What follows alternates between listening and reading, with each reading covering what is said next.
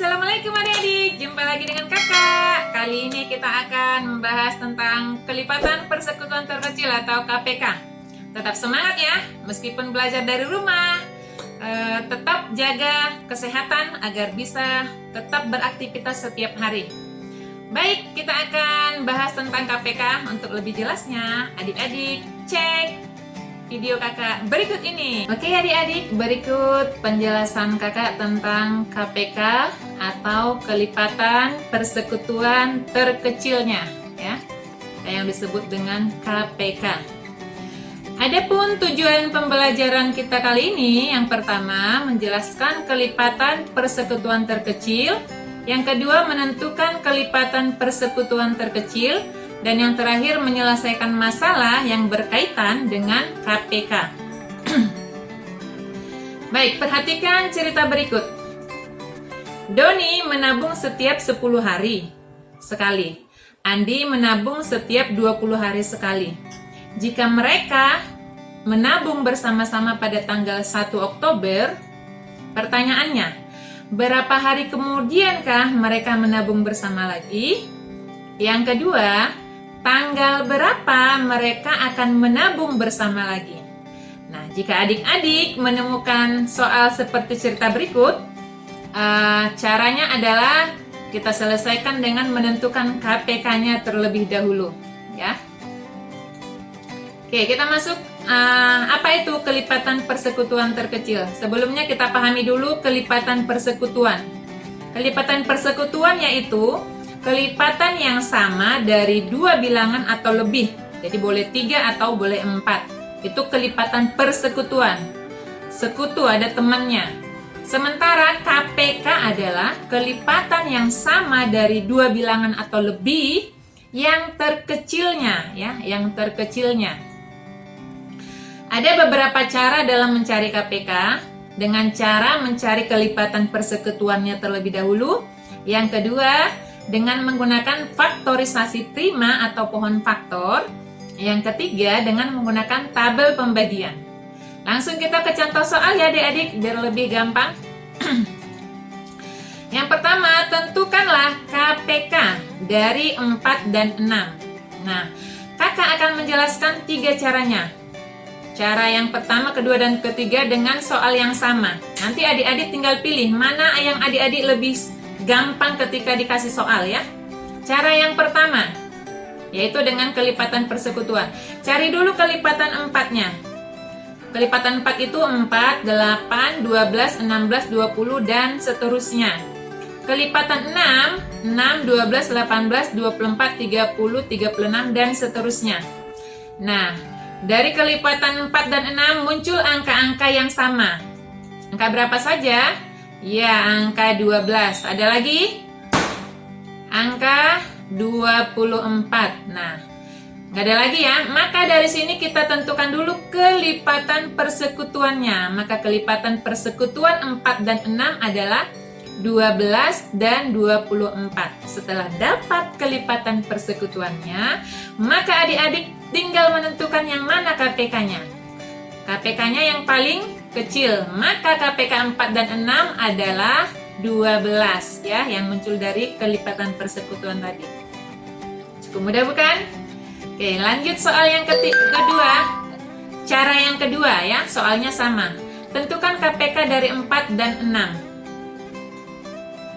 Cara yang kedua dengan menggunakan faktorisasi prima atau pohon faktor.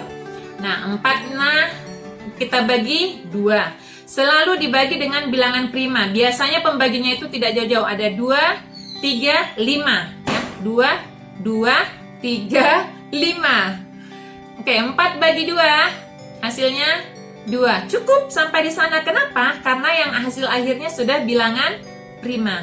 Maka faktorisasi 4 adalah 2 pangkat 2. Sekarang yang 6. 6 bagi 2 hasilnya 3. Cukup karena 3 bilangan prima. Maka faktorisasi 6 adalah 2 kali 3. Nah, dari faktorisasi ini kita tentukan KPK-nya. Ada kata kuncinya. Kata kuncinya KPK dengan faktorisasi prima, pasangan pangkat yang terbesar, mana nanti pasangan pangkat yang terbesar dan yang tidak ada pasangan pangkatnya itu semua dikalikan. Nah, dari sini ada 2 pangkat 2 dan 2 pangkat 1. Nah, pilih yang paling besarnya. Dan 3 tidak ada pasangannya. Kalau tidak ada pasangannya, maka itu pun kita pakai. Nanti dikalikan ya. Jadi KPK 4 dan 6 adalah 2 pangkat 2. Nah, karena 2-nya yang paling besar. Kali 3, karena tidak ada pasangan kita kalikan. Sama dengan 2 pangkat 2 sama dengan 2 kali 2 kali 3 sama dengan 12.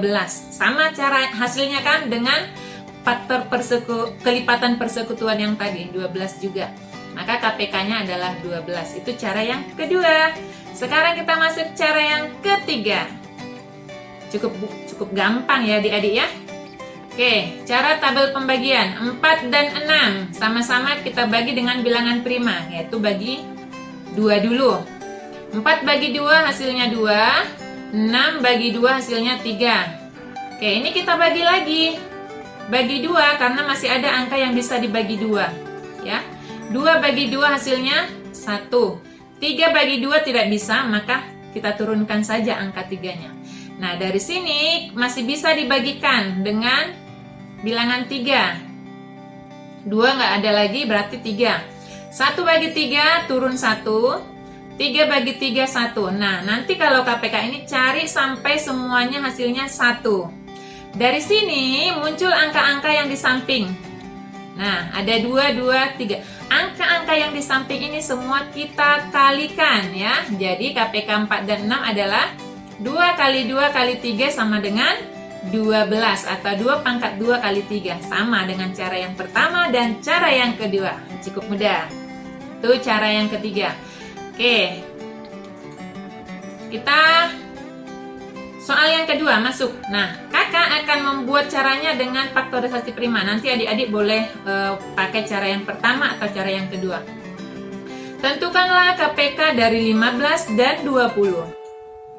Oke, 15 kita bagi dengan, kalau 2 nggak bisa berarti 3. 15 bagi 3 hasilnya 5. Cukup karena 5 sudah bilangan prima. Maka faktorisasi 15 adalah 3 kali 5 atau 3 pangkat 1 kali 5 pangkat 1. Sekarang yang 20. Kelipatan 20. 20 bagi 2 hasilnya 10. 10 bagi 2 hasilnya 5. Cukup karena 5 termasuk bilangan prima. Maka faktorisasi 20 adalah 2 pangkat 2 kali 5 pangkat 1. Nah, kata kuncinya tadi cari yang mana yang punya pasangan. 3 tidak ada pasangan, 5 ada pasangannya. Di sini ada 5, di sini ada 5. Pilih saja salah satu. 2 tidak ada pasangan, maka semua angka 3, 5, dan 2 ini kita pakai. Jadi, lihat. KPK dari 15 dan 20 adalah 2 pangkat 2. Karena 2 tadi tidak ada pasangannya, tetap kita pakai. Kali 3. 3 juga tidak ada pasangan, kali 5. 5-nya ada 2, pilih salah satu saja karena sama-sama pangkat 1. Kalau beda pangkat, pilih yang terkecil. Sama dengan 2 kali 2 kali 3 kali 5, hasilnya sama dengan 60. Jadi KPK dari 15 dan 20 adalah 60 ya. Nah, adik-adik, kita masuk ke contoh soal yang ketiga. Ini soal cerita. Dalam perjalanan menuju sebuah mall, Santi harus melewati 2 lampu merah. Lampu merah A berkedip setiap 18 detik sekali, sementara lampu merah B berkedip setiap 30 detik sekali. Pertanyaannya, pada detik keberapakah lampu merah tersebut berkedip bersama lagi? Nah, soal ini kita cari dengan menentukan KPK-nya terlebih dahulu. Oke, yang pertama 18. Lampu merah A 18, kita cari faktorisasinya. 18 bagi 2, 9. 9 bagi 3, hasilnya 3. Stop, karena ini sudah termasuk bilangan prima. Maka faktorisasi 18 adalah 2 kali 3 pangkat 2. Sekarang kita cari faktorisasi 30. 30 bagi 2, hasilnya 15. 15 bagi 3, karena bagi 2 nggak bisa ya. Bagi 3, hasilnya 5. stop karena sudah bilangan prima. Maka faktorisasi 30 adalah 2 kali 3 kali 5 atau 2 pangkat 1 kali 3 pangkat 1 kali 5 pangkat 1. Nah, sudah ketemu kita pangkatnya, maka kita tentukan yang mana pangkat yang akan kita cari. Ini ada 2 pangkat 1, di sini juga ada 2 pangkat 1. Maka karena ada 2, kita pilih salah satunya. Di sini ada 3 pangkat 2, di sini ada 3 pangkat 1. Maka kita pilih pangkat yang terbesar.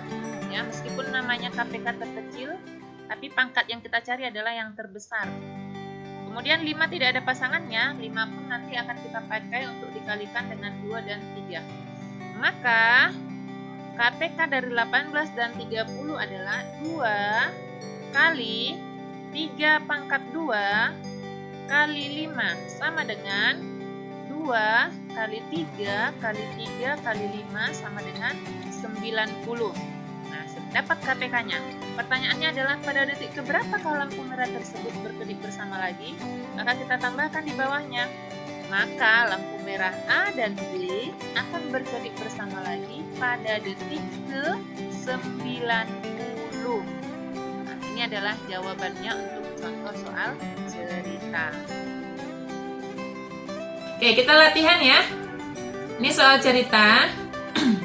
Untuk memeriahkan acara 17 Agustus, ayah memasang lampu hias warna-warni. Lampu kuning berkedip setiap 12 detik, lampu biru berkedip setiap 18 detik, lampu putih berkedip setiap 24 detik. Pertanyaannya, pada detik keberapakah lampu akan menyala secara bersama-sama? Ketiga lampunya nanti menyala bersama-sama pada detik keberapa?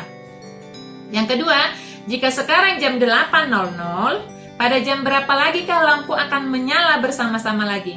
Nah, sama seperti soal yang sebelumnya kakak jelaskan.